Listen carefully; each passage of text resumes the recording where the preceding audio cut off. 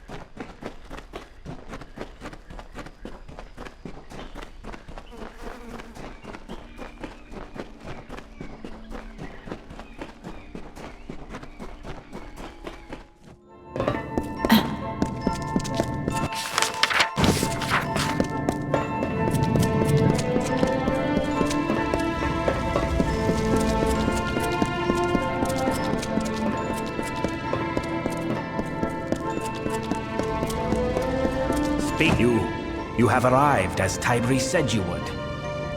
It is good that you were able to get through the proving halls unscathed.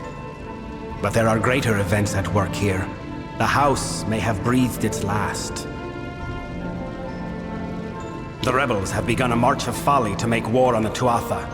As they said, they are rallying at a fortress called the Fallen Hall. I sought to stay them. They ignored me. I sought to warn them. They paid no heed.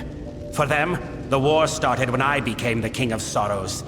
And now, my reign ends. Saturnin wants this, mortal. Without leadership, the rebels will be easily picked off. And so it falls to you and Tiberi to save them. Years ago, the House of Sorrows and the Tuatha made a pact of necessity. The House would remain free of the Tuatha, but could not interfere with their war. In addition, the Tuatha demanded we appoint a more amiable king, one who would uphold the pact. And so I was named. I became the face of our submission, and when Saturnin led the Tuatha to fight us, the House had no reason left to heed me. Saturnin has made a miscalculation in moving to kill these rebels. Namely, he did not foresee you. We must exploit this fact. Saturnin will have to reveal himself in some form. Go south and learn all you can from him. Kill him if possible. I have instructed Tiberi to assist you as best she can, but she is not as suited to this work as you, mortal. Look after her. They are in the Fallen Hall. Save who you can, but more importantly, we must learn what we can of Saturnin.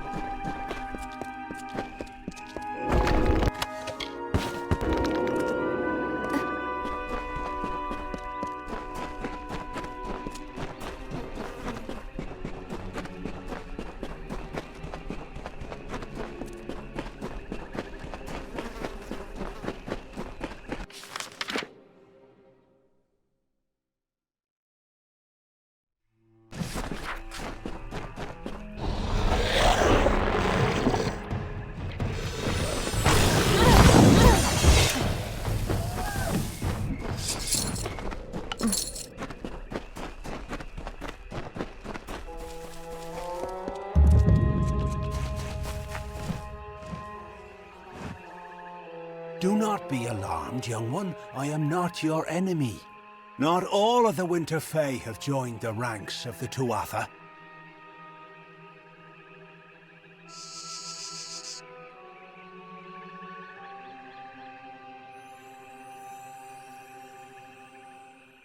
Farewell.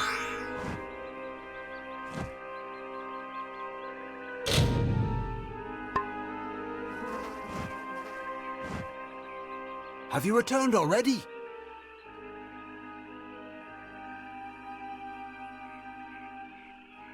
I am awaiting the return of my beloved, Alea. She fell under the spell of the Tuatha and marched north with their vile army.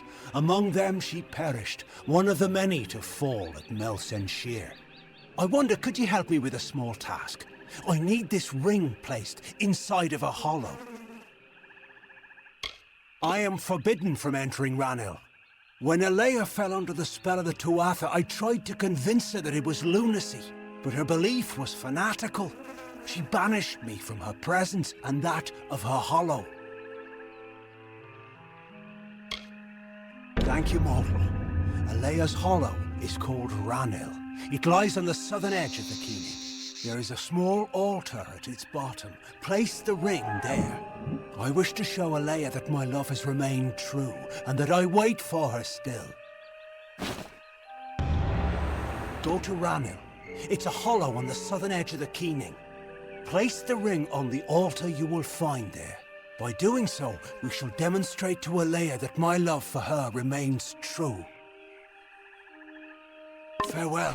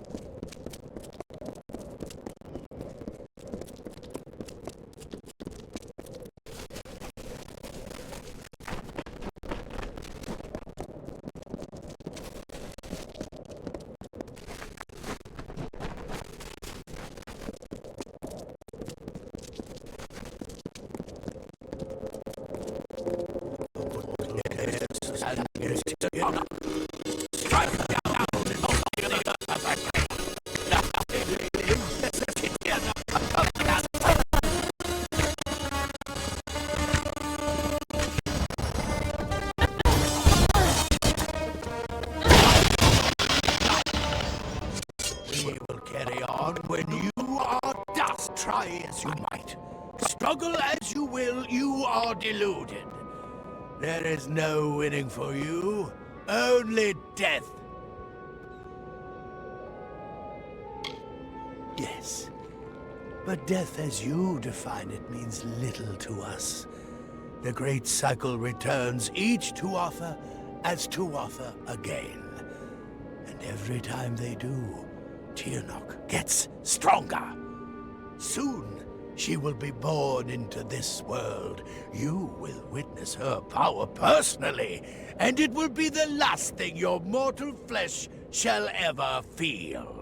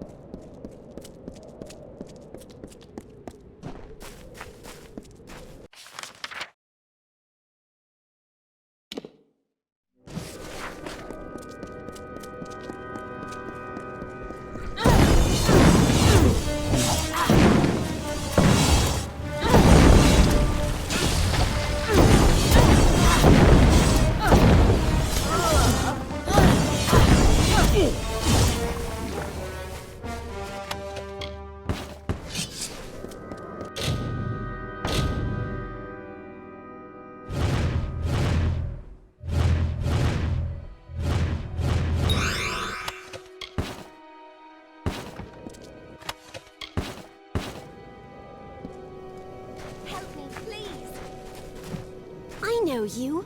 You are the one who slew the Balor at Melson Shear. I was at that battle as well. It was my unit that drove the Tuatha off the southern wall. Please, you must help me. Those Jotun will not let me survive much longer. The key to this cage is held by a Jotun rune lord, just down the road. That fat bastard comes by here every morning and taunts me with it. Please, retrieve it and get me the hell out of here. After the siege was broken, my commander saw the Witch Knight Klurikon fleeing to the east. He thought that if we could catch him before he made it to Alabastra, we could get rid of one of the Tuatha generals. We did not count on Klurikon having a refuge full of Jotun mercenaries. I only wish I'd had the chance to kill that fat pile of Barghest muck myself. I have another favor to ask of you, hero. The Witch Knight Klurikon is holed up in Gennig, the keep on the hill. Meet me inside. We cannot let one of the Tuatha's generals escape. We need to go to Gennig, the keep on the hill. Meet me inside. Until the next time.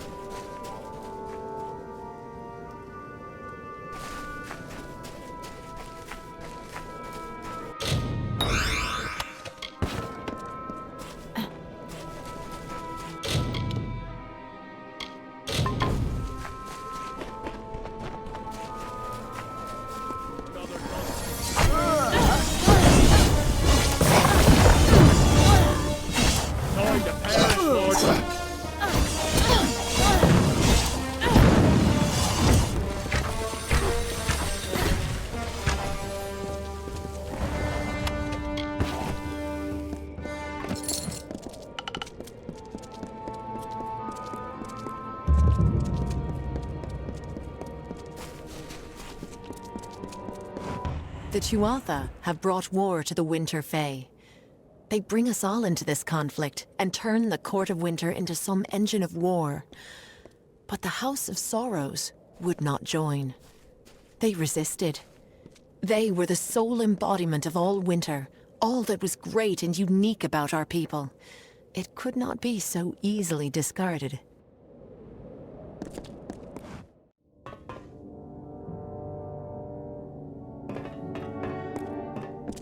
Good, you are here.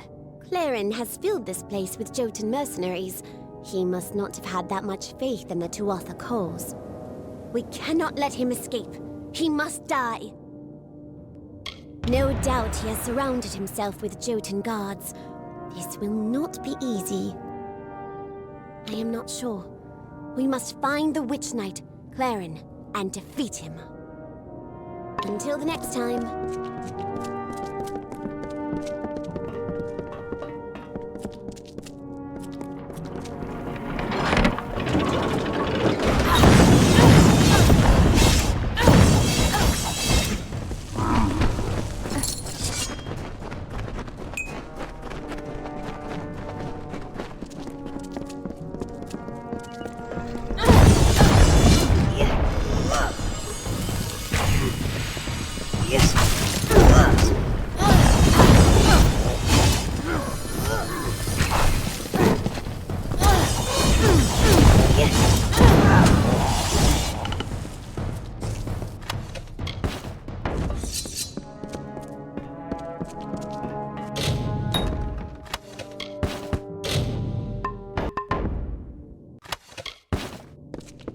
There is no time to pull luck.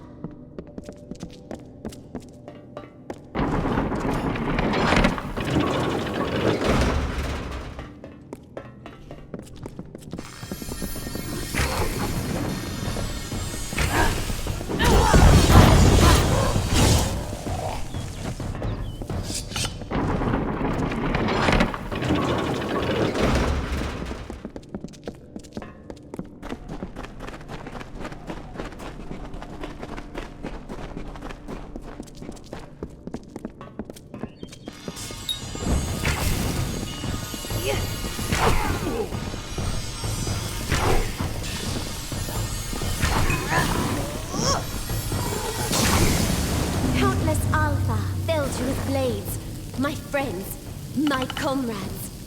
Even seeing his broken body does nothing to lessen my anger. All of the Tuatha will suffer for their barbarity. Thank you, hero. I will return to the main Alpha army with the news of the Witch Knight's death. Until next time.